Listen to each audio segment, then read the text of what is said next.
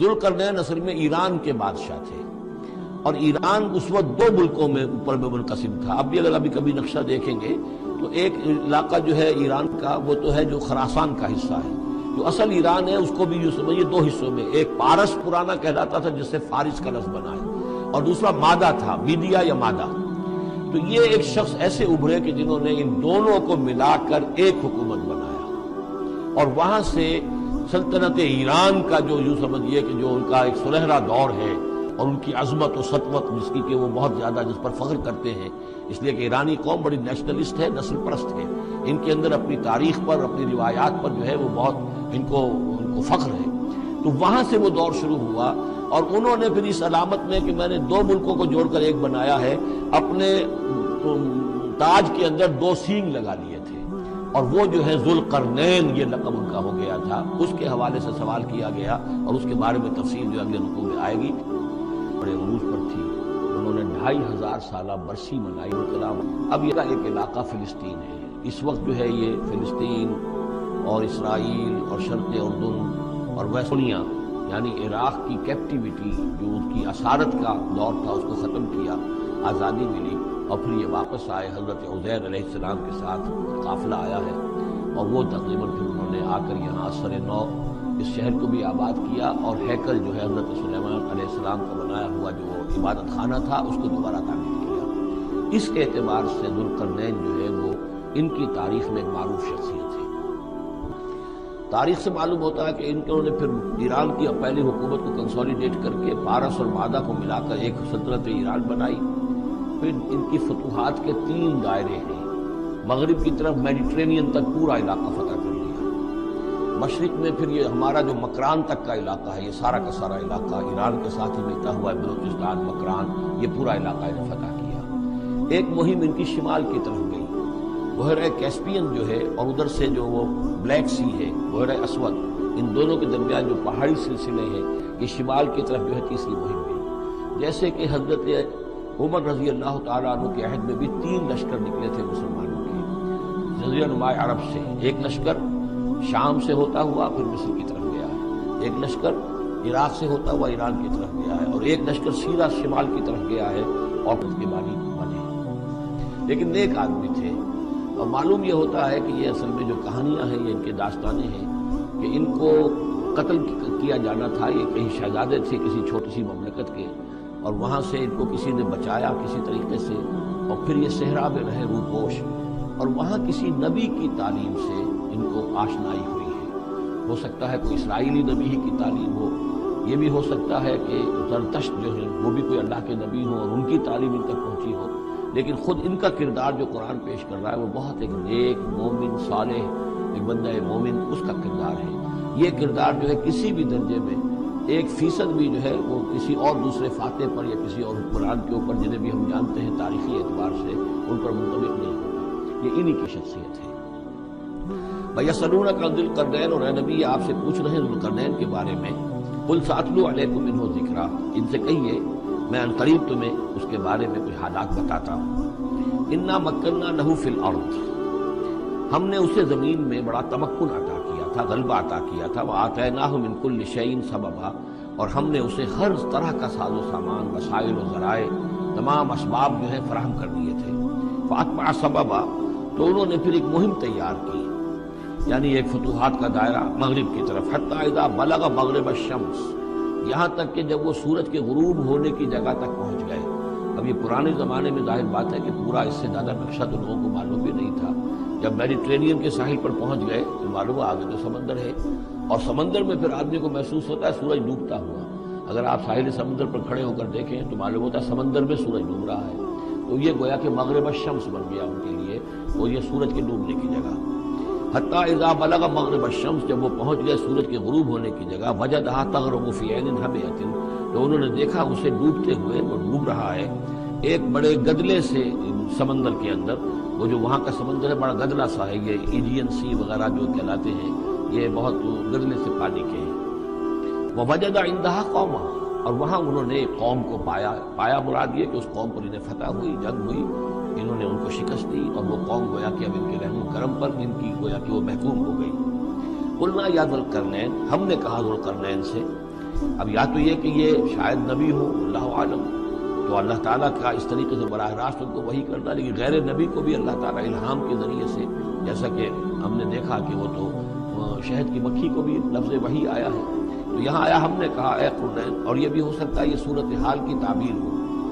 کہ گویا کہ وہ حالات زمان حال سے یہ کہہ رہے تھے۔ قلنا یا ذو القرنین اما ان تعذب و اما ان تتخذ فیہم حسنا، کہ یا اے ذو القرنین تمہیں اب پورا اختیار ہے، چاہو تو یہ جو مفتوح قوم ہے تمہاری اسے تم سزا دو، عذاب دو، ستاؤ انہیں، یا یہ کہ تم ان کے اندر اچھی روش اختیار کرو، ان کے ساتھ حسن سلوک کرو۔ قال انہوں نے کہا اما من ظلم، جو کوئی ظالم ہے، بے انصاف ہے، ہو سکتا ہے اس سے مراد کفر اور شرک بھی ہو، فسوف نعذبہ ثم یرد الی ربہ فیعذبہ عذابا نکرا، تو اسے تو ہم عذاب دیں گے، سزا دیں گے، اور پھر وہ لوٹایا جائے گا اپنے رب کی طرف، پھر اس کا رب اس کو عذاب دے گا جو اصل عذاب ہے، برا عذاب، سخت عذاب۔ وَأَمَّا مَنْ آمَنَ وَعَمِلَ صَالِحًا، اور جو لوگ ایمان لائیں گے اور یقین کریں گے حقائق پر، اللہ کو مانیں گے، وَعَمِلَ صَالِحًا، اور نیک عمل کریں گے، فَلَهُ جَزَاءً الْحُسْنَىٰ، اس کو ہم اچھا بدلہ بھی دیں گے، وَسَنَقُولُ لَهُ مِنْ أَمْرِنَا يُسْرًا، اور اس سے ہم اپنے معاملے میں بھی نرم بات کریں گے، یعنی یہ کہ ان سے ٹیکس اگر لینے ہیں تو نرمی کے ساتھ لیں گے،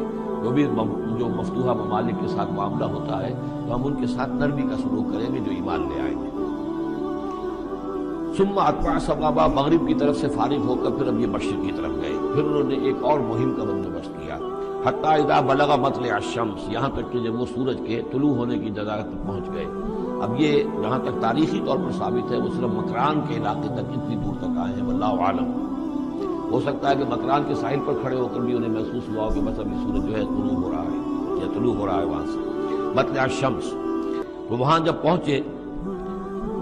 وجدہا تطلع علی قوم لم نجعل لہم من دونہا سترا، تو انہوں نے پایا اس کو کہ وہ طلوع ہوتا ہے ایک ایسی قوم پر کہ جس کے لیے ہم نے آفتاب سے کوئی اوٹ نہیں رکھی ہے،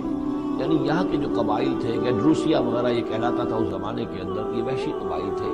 ان کو ابھی چھت بنانے کا فن نہیں آیا تھا، یعنی گھر جو ہوتے تھے وہ صرف دیواریں کھڑی ہوتی تھی، یہ جو خالی پلاٹ ہے زمین کا اس میں یہ دیوار کھڑی ہے، یہ میرا گھر ہے، یہ تمہارا گھر ہے، لیکن گھر میں چھت وغیرہ کا کوئی تصور امتحان نہیں تھا۔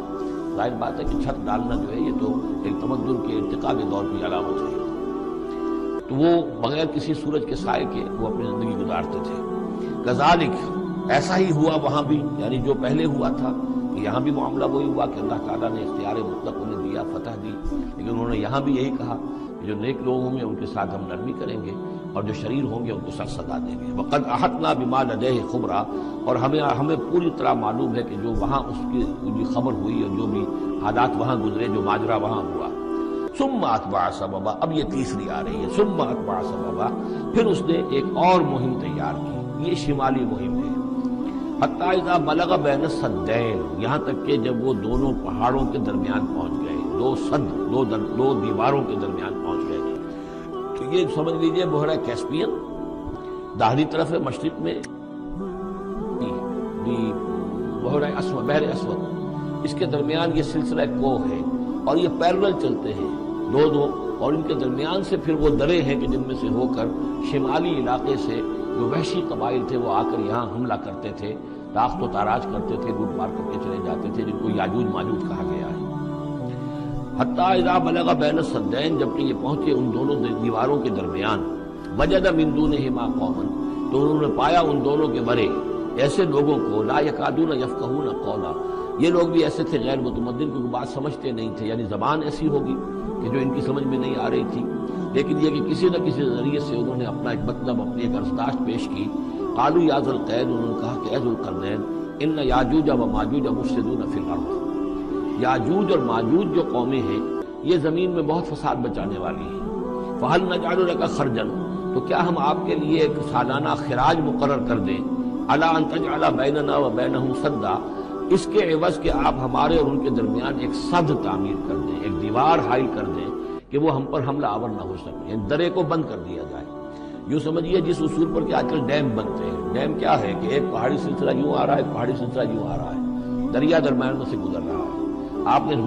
گزرگاہ پر ایک دیوار کھڑی کر دی تو یہ گویا کہ ایک آرٹیفیشل لیک کریٹ ہو گئی، پانی یہاں جمع ہو رہا ہے۔ تو اگر پہاڑی سلسلے دو چل رہے ہوں، ان کے درمیان جو راستہ ہے اس کو اگر بند کر دیا جائے، ایک دیوار کھڑی کر دی جائے اور اس دیوار کے مضبوط دیوار ہو، تو تو ظاہر بات ہے کہ پھر ادھر سے کوئی آ کر حملہ آور نہیں ہو سکتا، ان کے لیے ایک حفاظت کا سامان ہو جاتا ہے۔ یہاں یہ سمجھ لیجئے کہ یاجوج ماجوج سے کیا مراد ہے۔ حضرت یافس علیہ السلام، جو 3 بیٹے تھے حضرت نوح علیہ السلام کے، سام، حام، یافس۔ سامی نسل کے بارے میں تو ہم نے بہت کچھ سمجھ لیا کہ حضرت ابراہیم بھی سامی نسل سے تھے، پھر قوم عاد بھی سام ہی کی نسل کی ایک شاخ تھی، قوم سمود بھی اسی کی شاخ تھی۔ یہ تمام جو ہے یہ تو سیمیٹک بیسس ہے۔ حضرت یافس کی اولاد نے یہ سینٹرل ایشین ماؤنٹینز کا جو سلسلہ ہے اس کو کراس کیا اور شمال میں چلے گئے، اور شمال میں جا کر دائیں بائیں پھیل گئے۔ پھر یہ میدان ہے، ٹنڈرے کے میدان اور فلانے میدان اور بڑے بڑے کھلے میدان ہیں۔ گویا کہ ایشیا کو درمیان میں جو سلسلہ ہے وہ تقسیم کر دیتا ہے، ایک شمالی حصہ ہے، ایک اس کا جنوبی حصہ ہے۔ یہ شمالی میں چلے گئے اور جا کر پھر پھیلے۔ پھیلنے میں وہ مشرق کی طرف آئے تو چین اور ہند چینی تک یہ ساری قومیں جو ہیں یہ یلو ریسز، یہ انہی کی نسل سے ہیں۔ اور مغرب میں چلے تو روس، اور روس سے ہو کر روس کے ساتھ ملتا ہوا علاقہ ہے اسکینڈینیوین کنٹریز کے ساتھ، پھر وہاں سے وہ اتر کے اور یورپ کے بھی جو یہ مغربی ممالک ہیں، اینگلو سیکسنز جو ہیں، یہ بھی در حقیقت اسی سے اسکینڈینیوین کنٹریز سے اترے ہوئے لوگ ہیں۔ تو یوں سمجھ لیجئے کہ ویسٹرن یورپ اور ایسٹرن یورپ کا بھی خاص طور پر شمالی علاقہ، اور پورا یہ روس کا علاقہ، اور پورا صحرائے گوبی، اور پورا چین، اور وہاں تک جو ہے ہند چینی تک، یہ یافس کی نسل ہے۔ یافس کے جن بیٹوں کے نام تورات میں آئے ہیں، کئی نام ہیں، وہ کوئی ایک دو نہیں، ان میں گوگ اینڈ میگوگ بھی ہے، توبال بھی ہے، موسک بھی ہے۔ موسک ایک شخص کا نام ہے، اور موسکو ہو سکتا ہے کہ اسی نے آباد کیا ہو اور وہیں سے وہ نام بنا ہو۔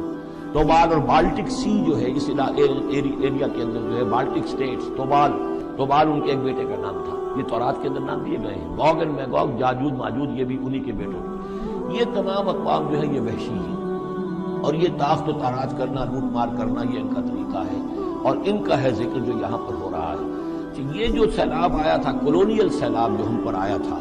جس میں کہ یہ اینگلو سیکسنز تھے،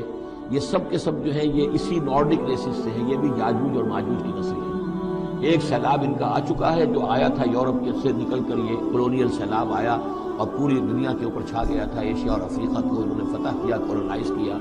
اب اگرچہ ان کی وہ بساط ایک دفعہ تو لپیٹ دی گئی ہے، وہ واپس چلے گئے ہیں، انڈائریکٹلی ہم پر حکومت کر رہے ہیں۔ ابھی ان کے جو ملٹی نیشنلز ہیں ان کے ذریعے سے، یا بینکوں کے ذریعے سے، IMF کے ذریعے سے، ورلڈ بینک کے ذریعے سے انڈائریکٹ حکومت ہے جو نیو ورلڈ آرڈر ہے۔ لیکن یہ ہے کہ ابھی ایک اور جو سیلاب ان کا آنے والا ہے وہ آتا ہے احوال قیامت کے معاملات میں۔ آرمگڈون کے بعد جب حضرت مسیح علیہ السلام کا نزول ہو چکے گا اور یہودیوں کا خاتمہ ہو چکے گا، اور پھر یہ کہ تمام جو عیسائی ہیں وہ مسلمان ہو جائیں گے، عیسائیت ختم ہو جائے گی حضرت مسیح علیہ السلام کے آنے کے بعد، اور مسلمان اور عیسائی مل کر ایک ملت بن جائیں گے، سب مسلمان ہوں گے۔ اس کے بعد آخری سیلاب پھر آنا ہے جو اس کے خلاف، وہ احادیث میں آتا ہے، پھر وہ یاجوج اور ماجوج کا ہوگا۔ اور میرے نزدیک یہ یاجوج اور ماجوج جو ہے وہ ایسٹرن علاقے سے آئیں گے، چائنا وغیرہ سے، ہند چینی سے۔ آرمگڈون جو ابھی ہونی ہے فوری طور پر بڑی جنگ، اس میں یہ لوگ جو ہے بیٹھے رہیں گے، یہ جنگ میں حصہ نہیں لیں گے۔ یہ مڈل ایسٹ میں جنگ ہوگی، یورپین پاور ساری ہوں گی، کرسچین پوری طاقتیں ہوں گی، اور ادھر جو ہے مسلمان ہوں گے، اور حضرت مہدی جو ظاہر ہوں گے، جو اللہ تعالیٰ ایک عنایت کرے گا مسلمانوں کو لیڈر عرب کے اندر، وہ پیدا ہوں گے، مجدد ہوں گے، اور ان کے ذریعے سے عرب کے اندر ایک اسلامی حکومت بھی قائم ہوگی۔ لیکن ان کے لیے مدد کے لیے خراسان کے علاقے سے فوجیں آئیں گی، مشرق سے آئیں گی، اور یہ علاقہ جو ہے وہ ہے جو ہمارے قریب ہے، اور ہم بھی اسی علاقے میں ہیں۔ اللہ تعالیٰ ہمیں توفیق دے کہ یہاں وہ ہم پہلے اس نظام میں خلافت قائم کریں، تاکہ یہاں سے پھر فوجیں جائیں اور حضرت مسیح کے ساتھ ہو کر اور حضرت مہدی کے ساتھ ہو کر عیسائیوں اور یہودیوں کے ساتھ جنگ کریں، اور بالآخر پھر یہ کہ پوری دنیا میں اسلام کا بول بالا ہوگا۔ لیکن جب یہ ہو چکے گا اس کے بعد ایک سیلاب پھر آئے گا یاجوج اور ماجوج کا۔ تو یہ چونکہ پوری ایک سلسلہ ہے، ایک نسلیں ہیں اس کے اندر بہت سی، تو ان میں چونکہ تفسیری اعتبار سے بہت سی باتیں جو ہے مختلف آراء بھی سامنے آئیں گی، تو میں نے جو رائے میری ہے وہ آپ کے سامنے بیان کر دی ہے۔ اس وقت میں وہ یاجوج ماجوج تھے جو ان شمالی دروں سے آ کر حملے کرتے تھے۔ الا ان تجعل بیننا و بینہم سدا،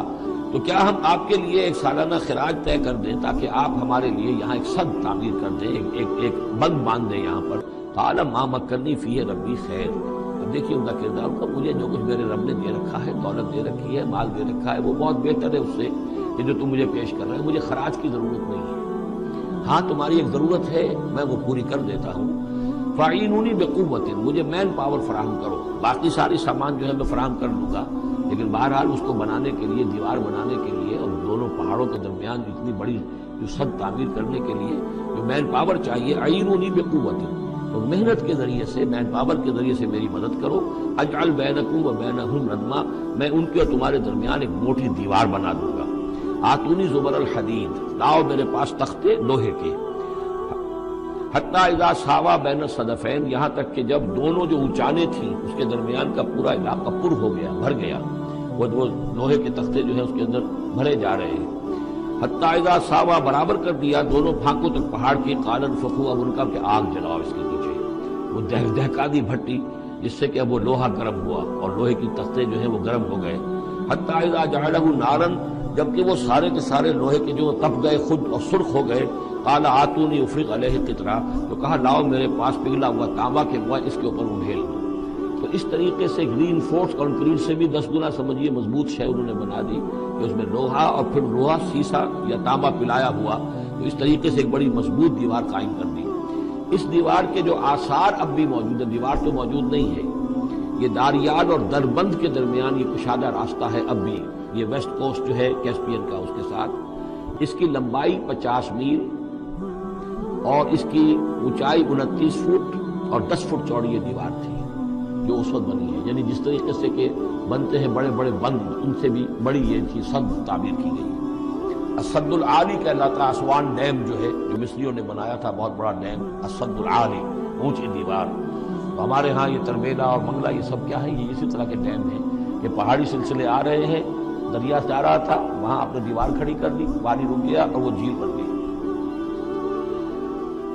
فَمَسْتَعُوا أَن يَظْهَرُوهُ، تو انہوں نے کہا کہ اب یہ لوگ نہ تو یہ اس کے اوپر سے آ سکیں گے، اس کو نہ چڑھ سکیں گے، وَمَا اسْتَطَاعُوا لَهُ نَقْبًا، نہ اس میں کوئی سوراخ لگا سکیں گے، نقب لگا سکیں گے۔ قَالَ هَذَا رَحْمَةٌ مِّن رَّبِّي، یہ سب اتنا بڑا کارنامہ کر کے بھی انہوں نے کہا یہ سب رحمت ہے میرے رب کی طرف سے، میرا کوئی کمال نہیں، یہ سب اللہ کی طرف سے ہے۔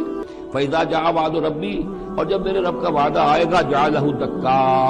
وہ اس پوری دیوار کو جو ہے ریزہ ریزہ کر دے گا، ختم ہو جائے گی دیوار۔ اب وہ دیوار وہاں موجود نہیں ہے، وہ ختم ہو چکی ہے امتداد زمانہ سے، اب اس کے کوئی آثار باقی نہیں رہے، بس آثار معلوم ہو جاتے ہیں کہ یہاں وہ دیوار ہوتی تھی، جس سے یہ میں ڈائمنشنز آپ کو دیے ہیں۔ وَكَانَ وَعْدُ رَبِّي حَقًّا، اور میرے رب کا وعدہ جو ہے وہ حق ہے، سچ ہے، پورا ہو کر رہے گا۔ وَتَرَكْنَا بَعْضَهُمْ يَوْمَئِذٍ يَمُوجُ فِي بَعْضٍ، اب جب یہ وقت آئے گا اللہ تعالیٰ کا قیامت کا وقت، تو ہم چھوڑ دیں گے اس روز ان کو، یہ ایک دوسرے میں گتھم گتھا ہو جائیں گے۔ یہ جو کچھ ہونے والا ہے قرب قیامت سے پہلے، جس قسم کے لشکر آنے ہیں اور جیسی جنگیں ہونی ہیں، اور یہ جو یاجوج ماجوج جب آئیں گے تو آتا ہے احادیث کے اندر کہ پورے دریا اور پورے سمندر پی جائیں گے، ہر چیز کھا جائیں گے، اور یہ معلوم ہوتا ہے کہ یہ چینیوں کے ہاں تو خاص طور پر سانپ بچھو جو شے ہو، کتا بلی، ہر شے چٹ لیں گے، کوئی شے نہیں چھوڑتا۔ اور میں سمجھتا ہوں کہ شاید آدم خور بھی ہوئے کہ کسی وقت میں جب ان کو ضرورت پڑے تو آدمی کو کھا جائے، تو کتے کو، بلی کو، سانپ کو، بچھو، ہر چیز کو کھا جائے۔ تو ان لوگوں کا معاملہ جو ہے واقعتاً یہ جب ابھی تو ذرا رکے ہوئے ہیں، کنٹینڈ ہے ایک طرح سے، لیکن ایک وقت میں ان کا بند کھلے گا، اور چونکہ پھر یہ جو ہے تمام چاروں طرف ان کے پہاڑ ہیں، ہر پہاڑ کی اونچائی پر سے من کل حدب ینسلون، نیچے اترتے ہوئے نظر آئیں گے۔ اور یہ نقشہ بعین ہی اسی طرح اخبارات میں آیا تھا جب 62 میں وار ہوئی ہے نیفا میں، جو ہندوستان کا مشرقی جو علاقہ تھا جہاں کے چین اور بھارت کی جنگ ہوئی ہے، اس کے الفاظ جو اخبارات میں آئے تھے، waves after waves of Chinese soldiers were coming down the slopes, لہروں کی طرح، موجوں کی طرح چلے آئے۔ ان کے تو اتنے آدمی ہیں، ان کا تو کہنا یہ ہے کہ تم سب کے سب ہلاک ہو جاؤ گے، ہمیں تم ہلاک نہیں کر سکتے، ہم تو چیونٹیوں کی طرح جو ہے بلوں کے اندر گھس جائیں گے، ایٹمک وارفیئر کے بعد تمہارا تہس نہس ہو جائے گا، ہمارا کچھ نہیں بگڑے گا، ہم پھر نکلیں گے اور پوری دنیا کو فتح کریں گے، وہ یہ کہتے ہیں۔